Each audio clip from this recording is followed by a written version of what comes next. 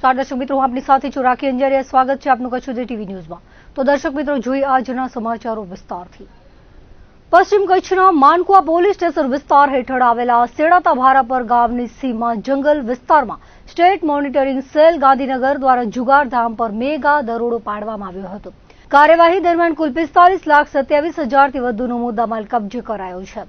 એસએમસીની ટીમે દરોડા દરમિયાન 9,36,480ની રોકડ રકમ, 9 વાહનો, 9 મોબાઈલ સહિતનો અન્ય મુદ્દામાલ કબજે કર્યો હતો।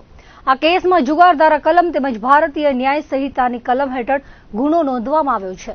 કુલ 7 આરોપીઓને ઝડપી પાડી માનકુવા પોલીસને સોંપવામાં આવ્યા છે, જ્યારે 10 આરોપીઓ હજુ ફરાર છે, જેમની શોધખોળ હાથ ધરવામાં આવી છે। ઝડપાયેલા આરોપીઓમાં આદિપુરના ભીમજી વાણિયા, અંજાર સ્ટેકટીમાના જુસફ જામનસા શેખ, પાટણના ધનજી ગોલકર, ભુજ સહયોગનગરના મહેબૂબ સત્તાર બાયડ, લાકડિયાના મુરાદ અલ્લા રખા મીર, ભુજ આશાપુરા નગરના મોહન રાજગોર, અંજારના જુસબ ઇબ્રાહિમ સમેજાનો સમાવેશ થાય છે, જ્યારે અંજારનો મુખ્ય આરોપી અબ્બાસ ઇબ્રાહિમ શેખ, ભુજનો મનીષ હરીલાલ રાજગોર તેમજ વિવિધ વાહનોના ચાલકો સહિત કુલ 10 આરોપીઓ ફરાર છે। આ સમગ્ર કાર્યવાહી એસએમસીના પીએસઆઈ ડીએ તુવરના નેતૃત્વમાં કરવામાં આવી છે। પોલીસે ફરાર આરોપીઓને ઝડપી પાડવા માટે વધુ તપાસ અને શોધખોળ શરૂ કરી છે। ભારત દેશની દરિયાઈ સરહદેથી કરોડો રૂપિયાનો નશીલા પદાર્થોનો જથ્થો ઘુસાડવાના અલગ અલગ 3 ગંભીર ગુનાઓમાં ભુજની અદાલતે એક અત્યંત મહત્વપૂર્ણ અને ઐતિહાસિક ચુકાદો સંભળાવ્યો છે।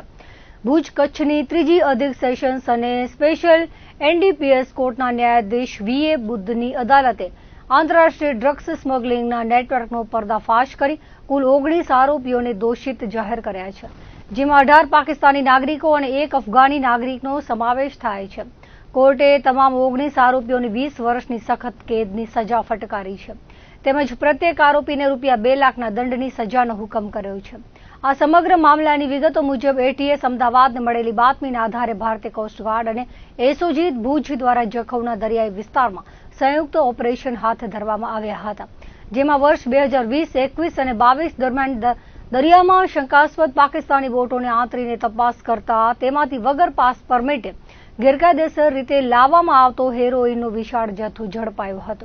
પ્રથમ કેસમાં 35 કિલોથી વધુ, બીજા કેસમાં 30 કિલો અને ત્રીજા કેસમાં 50 કિલો મળીને કુલ આશરે 575 કરોડ રૂપિયાની કિંમતનું હેરોઇન જપ્ત કરવામાં આવ્યું હતું। આ ત્રણેય ઓપરેશન દરમિયાન એટીએસના અધિકારીઓ દ્વારા ગુના રજીસ્ટર કરીને ઊંડાણપૂર્વક તપાસ હાથ ધરવામાં આવી હતી અને અફઘાનિસ્તાનના નાગરિક હેકમતુલ્લા સહિતના આરોપીઓની સંડોવણી ખુલતા કોર્ટમાં પૂરતા પુરાવા સાથે ચાર્જશીટ રજૂ કરવામાં આવી હતી। ચુકાદો આપતી વખતે નામદાર કોર્ટે પ્રોસિક્યુશન દ્વારા રજૂ કરાયેલા તમામ પુરાવાઓનું બારીકાઈથી મૂલ્યાંકન કરીને ખૂબ જ ગંભીર અને સખત અવલોકનો કર્યા હતા।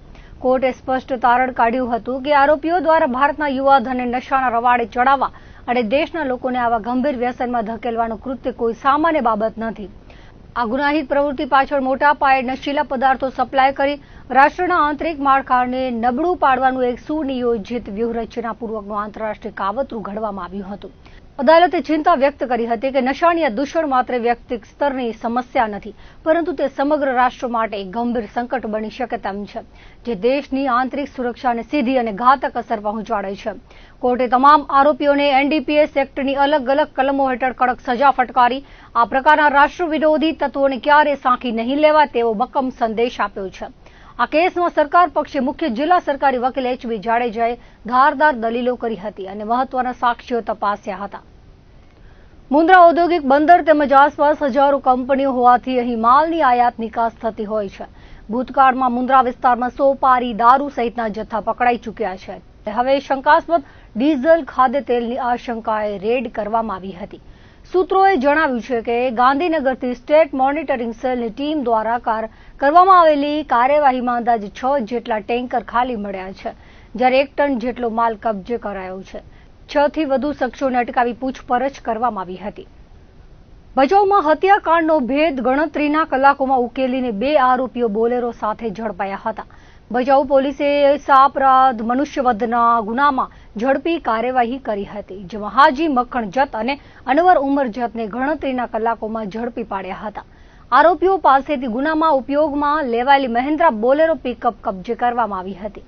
બંને સામે ભચાઉ પોલીસ સ્ટેશનમાં વિવિધ કલમો હેઠળ નોંધાયેલા ગુનામાં કાયદેસરની કાર્યવાહી હાથ ધરવામાં આવી હતી। ભુજ તાલુકાના માધાપરમાં સોશિયલ મીડિયાના દુરુપયોગનો અત્યંત ચોંકાવનારો કિસ્સો પ્રકાશમાં આવ્યો હતો. ઇન્સ્ટાગ્રામ પર મિત્રતા કેળવીને માત્ર 13 વર્ષની સગીરાને પોતાની જાળમાં ફસાવી તેના ફોટા વાયરલ કરવાની ધમકી આપીને વારંવાર અપહરણ અને શારીરિક છેડછાડ કરી હોવાની ગંભીર ફરિયાદ માધાપર પોલીસ મથકે નોંધાઈ હતી. માધાપર પોલીસમાં ગામના આરોપી રિઝવાન સમા સામે ફરિયાદ નોંધાવાઈ હતી. પોલીસ ફરિયાદ મુજબ આરોપીએ 13 વર્ષીય સગીરા સાથે ઇન્સ્ટાગ્રામ પર મિત્રતા કેળવી હતી. મિત્રતા બાદ આરોપીએ સગીરાના ફોટા પોતાના મોબાઈલમાં પાડી લીધા હતા અને તેને વાયરલ કરવાની ધમકી આપી બ્લેકમેલ કરવાનું શરૂ કર્યું હતું. છેલ્લા 4 મહિનાથી આરોપી રિઝવાન સમાએ ફોટા વાયરલ કરવાનો ડર બતાવી સગીરાનું અવારનવાર અલગ અલગ સમયે અપહરણ કર્યું હતું. આરોપી સગીરાને માધાપર રેલવે ફાટક, નાગોર રેલવે ફાટક, બ્રિજ અને ભુજિયા ડુંગર જેવી નિર્જન જગ્યાઓ પર લઈ જતો હતો. પોલીસ ચોપડે નોંધાયેલી વિગત મુજબ આરોપીએ આ જગ્યાઓ પર સગીરા સાથે અડપલા કર્યા હતા. એટલું જ નહીં, આરોપીએ સગીરાને ધમકી આપી હતી કે જો આ બાબતે કોઈને જાણ કરશે તો સગીરા અને તેના સમગ્ર પરિવારને જાનથી મારી નાખવામાં આવશે. પરિવારને સમગ્ર ઘટનાની જાણ થતા ભાઈએ હિંમત દાખવીને પોલીસનો સંપર્ક કર્યો હતો. માધાપર પોલીસે પોક્સો સહિતની કલમો તળે ગુનો દાખલ કરીને તપાસ હાથ ધરાઈ છે. મુન્દ્રા તાલુકાના બરાયામાં એલસીબીએ દરોડો પાડીને 22,22,000નો દારૂ ઝડપી પાડ્યો હતો. આ બાબતે પોલીસના જણાવ્યા પ્રમાણે કારાગોગા ડેમવાડા રસ્તેથી ટાટા હેરિયર ગાડી અટકાવી તપાસ કરાઈ હતી. તેમાંથી બિયરના ટીન મળી આવ્યા હતા. રેડ દરમિયાન અબડાસાના ખાના એનોસ રાસુબા તગજી સોઢા નાસી ગયો હતો. જોકે મૂળ બરાયાનો હાલે ગુંદાલા રોડ પર રહેતો બળવંતસિંહ ઉર્ફે બળુભાઈ જાડેજા પકડાઈ ગયો હતો. તેની પૂછપરછના આધારે ઘરે દરોડો પાડતા ત્યાંથી અબડાસાના ખાનાનો અજીતસિંહ સોઢા પકડાઈ ગયો હતો. આરોપીઓએ કબૂલાત આપી હતી કે તેઓ દારૂનું વેચાણ કરતા હતા. ઘરમાંથી અલગ અલગ બ્રાન્ડની દારૂની 2,940 બોટલ તેમજ 814 બિયરના ટીન મળીને 22,22,000નો દારૂ કબજે કરવામાં આવ્યો હતો. આ સાથે વાહનો મળીને કુલ 67,62,000નો મુદ્દામાલ કબજે કરી પ્રાગપર પોલીસમાં 3 જણા સામે ગુનો દાખલ કરવામાં આવ્યો હતો. અંજાર તાલુકાના ભુવડ ગામમાં વીજ માળખાની બેદરકારીનો વધુ એક ગંભીર બનાવ સામે આવ્યો છે. મચ્છુ માતાજીના મંદિર નજીક આવેલા વીજ પોલમાં કરંટ ઉતરતા રાષ્ટ્રીય પક્ષી મોરનું મોત નીપજ્યું હતું. ઘટનાની જાણ થતાં ગ્રામજનોમાં ભારે રોષ ફેલાયો હતો અને સંબંધિત તંત્ર સામે ઉગ્ર નારાજગી વ્યક્ત કરવામાં આવી હતી. પ્રાપ્ત વિગતો મુજબ ભુવડ ગામે મંદિર નજીક આવેલા વીજ પોલમાં કરંટ પ્રસરી જતા ત્યાં ફરતો એક મોર તેની ઝપેટમાં આવી ગયો હતો. કરંટ લાગવાથી મોરનું ઘટના સ્થળે જ મોત થયું હતું. રાષ્ટ્રીય પક્ષીના મોતની જાણ થતાં સ્થાનિક લોકો સ્થળ પર એકત્ર થયા હતા અને સંબંધિત વિભાગને તાત્કાલિક જાણ કરવામાં આવી હતી.